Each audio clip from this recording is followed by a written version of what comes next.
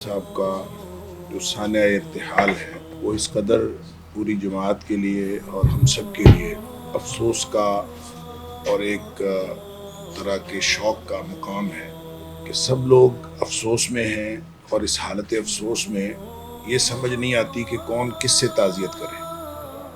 ہر شخص جو ہے وہ اپنے آپ کو ان کا روحانی فرزند سمجھتا ہے،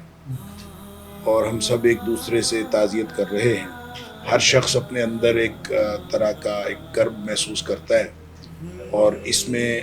ایک خاص بات یہ ہے کہ ان کی طبیعت کی، ان کی مزاج کی جو روحانیت ہے، پروفیسر صاحب کے مزاج کی جو لطافت ہے، ان کے ساتھ ہر شخص یوں محسوس کرتا ہے جیسے میرا ان کے ساتھ زیادہ تعلق تھا، کیونکہ جب بھی وہ کسی سے ملاقات کرتے تھے تو وہ کھلی طبیعت کے ساتھ ملاقات کرتے تھے۔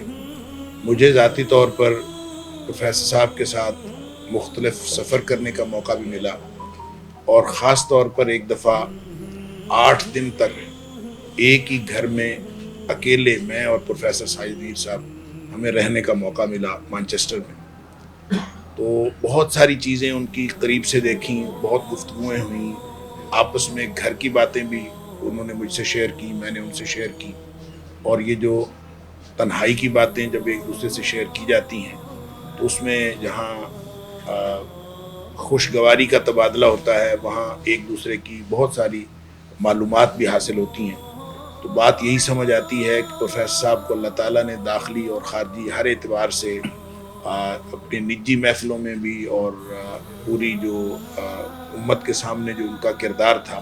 اس کے اندر کوئی جھول نہیں تھی، اور اللہ تعالیٰ نے ان کو ایک ایسی شخصیت کا مالک بنایا تھا جو ہر شخص کو اپنے لیے گرویدہ بنا لیتی تھی، اور اس کا ایک مظہر ہم نے ان کے جنازے پہ دیکھا، جہاں پورے پاکستان سے لوگ وہاں پہنچے جنازے میں، اور مختلف مسالک کے اور مختلف مکاتب فکر کے لوگ پہنچے، اور اسی طرح تعزیت میں بھی آنے والے لوگوں کا جو ایک ڈائیورسٹی ہے اس سے معلوم ہوتا ہے کہ پروفیسر صاحب کا کس کس کے ساتھ تعلق تھا، اور کون کون شخص ان کو اپنا سمجھتا ہے اور اپنا سمجھتا رہے گا۔